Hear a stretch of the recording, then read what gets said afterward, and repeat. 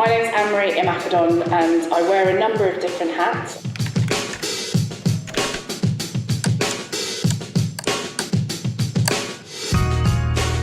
I'm the author of She's in Control. Now is Dr. Anne Marie Imakadon, who's CEO and co-founder of the STEMettes, which aims to inspire and promote the next generation of young women in science, technology, engineering and maths. And I do lots of other different bits and pieces. The things that land in my inbox, people are like, hey, there's this show called Countdown. Have you heard of it? Do you want to do numbers for a bit? It's Dr. Anne Marie Imakadon. Yeah. Very nice to have you here. Sure. Dr. Anne Marie is a computing and mathematics genius who speaks 5 languages. She got 2 GCSEs while still at primary school and is the president of the British Science Association. If it looks like there's a plan, then that's very interesting for me to learn.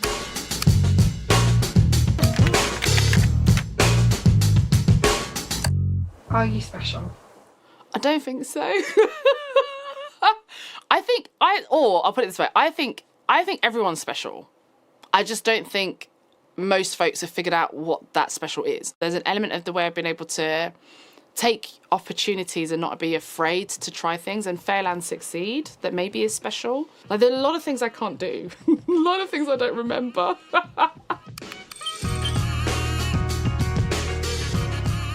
Yeah, we've always only been east, never lived anywhere else.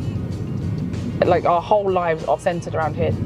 I just love the difference. Like, there's just everybody is here and they're coexisting and enjoying life together. Best place on earth. East London, hey! I am the eldest of 5. Sadly. You don't choose it, do you? Because if you're first, you're the guinea pig. I have many regrets for that. About 62 different regrets.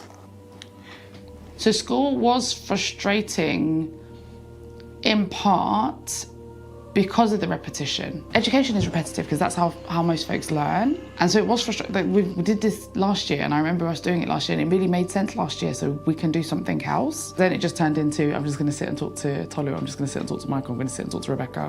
I realized that, she finishes her work early and then she gets into mischief. So we have to make sure that we see how we can get rid of that mischievous behaviors. Every child is gifted and talented in ways and manners that I may not know, you may not know. So let's find out the talent of each child.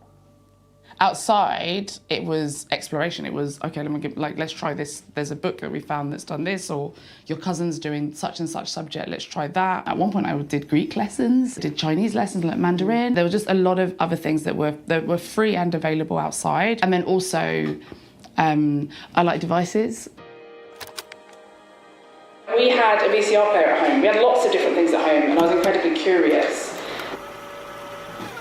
That curiosity and wanting to understand how that works. Okay, cool, if that works that way, what do we do with that? Okay, and so I was about 4 when I took apart the VCR player. The thing was completely, no matter what button I pressed, it gave me something totally different. How does it work? Why does it always work? How did it know? And looking inside the cassette tape, you don't find what you're looking for. So yeah, I'm going to go and have a look inside the VCR player and maybe try and lift it up and use other implements like toy soldiers. Completely ruined my VHS. Very expensive. About 2 months' wages. Have you paid me back? Sorry, Dad. I have. Yeah, definitely. I've definitely paid you back. So we used to go to the computer market. So it was like second-hand stuff. So it's like cheaper, a lot cheaper. Yeah, so a lot cheaper. So like buying floppy disks or buying motherboards, or that's right. So then you get those bits and pieces and then try and tinker and put them together and like build a whole computer. Yeah, so you know you built a computer. It was 9 or 10. I gave it a go.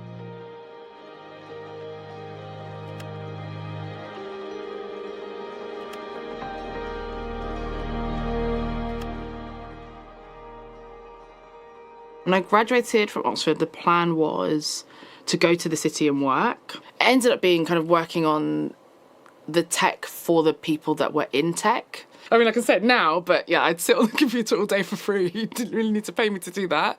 But I enjoyed it because I've always been very curious and always been like, we can use technology to solve problems. And this was like a ready supply of problems that needed to be solved with technology. It's because gender diverse teams make better decisions. I ended up being invited to speak at a conference with 3,500 technical women in one space. And as someone that's always been in technical spaces, but never been in female majority technical spaces, it was quite alarming for me, quite life affirming as well, that wow, I didn't even know I was in this minority. It's almost like X-Men. You're like, you have powers too? And so ended up there and had a bit of a road to Damascus moment of, no, Anne Marie, you really are the only girl in a lot of these spaces, and that's kind of not okay. And so I ended up starting STEMettes as a result of being at that conference.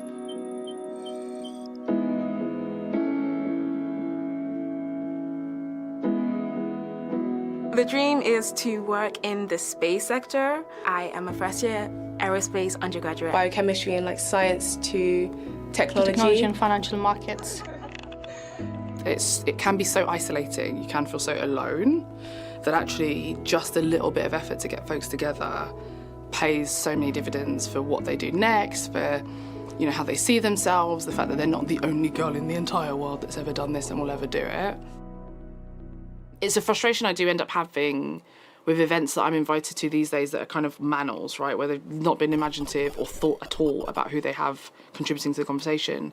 And there's an email I got literally last week that had the same thing. I had to write back and be like, is it me, or do you not have a single woman here on this email? And we're talking about society and the future, and I'd have thought that maybe we might have a couple of women in society in the future, as we might want a little bit of their experiences now to be reflected in what we're discussing. Maybe just me, I don't know. In the STEM curriculum at GCSE and at A-level, there is a lot of male names codified in. So if we say, Newton's laws of motion, that means Isaac Newton is inside the curriculum, is something that everyone has to learn about.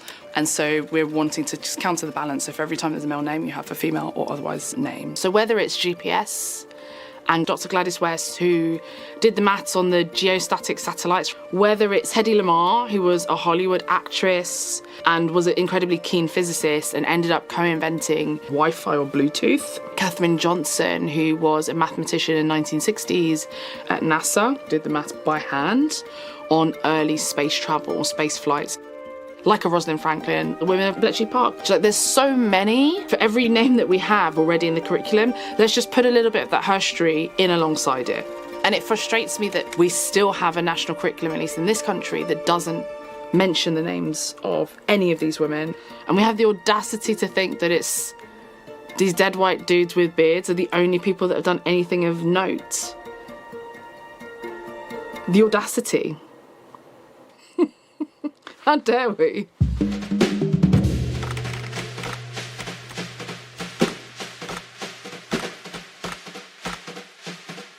At the moment with technology, where the entry point to what folks are calling the fourth industrial revolution. So if you line up 8 people, 5 of them are online or have a mobile device, which speaks a lot to the size and the scale of what we're talking about, but the fact that it's not all-inclusive.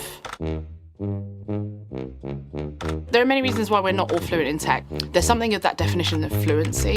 Being able to understand is different to being able to speak, is different to being able to write. And it's used to be reading, writing and arithmetic, and now it's reading, writing, arithmetic and digital. In access, there's access to opportunities, but there's also kind of norms, stereotypes. The one that's the most frustrating is that barrier of who is able and who is capable. It's built on a lot of very intentional kind of social engineering, centuries, if not decades back, where if you're a young woman, for example, in a classroom, if it's a technical, if it's physics, if it's mathematical, if it's engineering related, the idea that that's something you might not get just by virtue of who you are, and the fact that it's really hard for you to actually see that any other woman has ever done maths or physics, engineering or technology before you, all of that then gets in the way of building fluency. But actually, if we solve that, we would allow so many more people to build that fluency and allow so many more people to then have agency and also solve so many problems. I am the new chair of UD Music Foundation. UD is here in East London and is all about opening up opportunities in a way that folks, especially from this area, might not have seen or observed or be aware that that is value that they can bring to this space. Anne Marie first came to us. She was part of a scheme called Young Board Members. Roll it round. Wow. Energy, intelligence, insight, drive, passion, leadership. That's how I describe her. The focus on music technology tends to be embedded within the kind of songwriting and production process. We need to build a skill set that is going to make people's careers fit for purpose. She's a detailed person, so gets under the bonnet. That detailed knowledge and insight on how technology is changing people's lives. Visionary.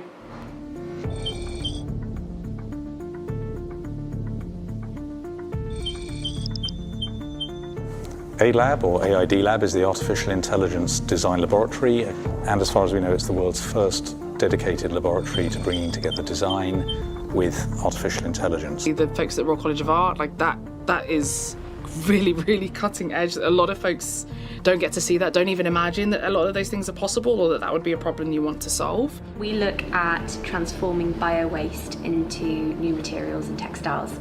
I still love the technology, I love the problems that can be solved, and I'm also incredibly curious about things, so... Anne Marie is a member of our council at the Royal College of Art. She's a great champion and supporter of what we do. Whenever I talk with Anne Marie, there's amazing curiosity. Whereas being able to have it then choose is brilliant, and why not be inspired by nature?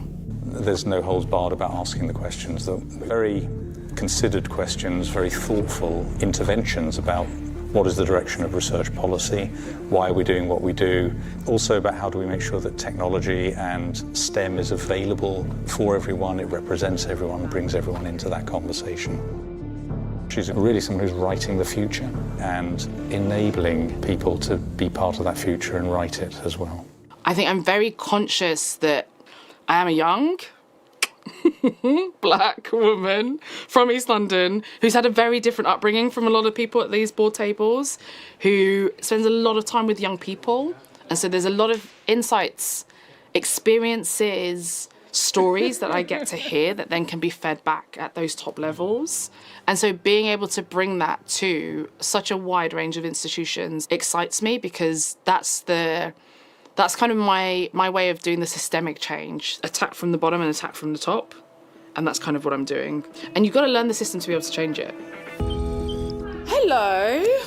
Let's do that.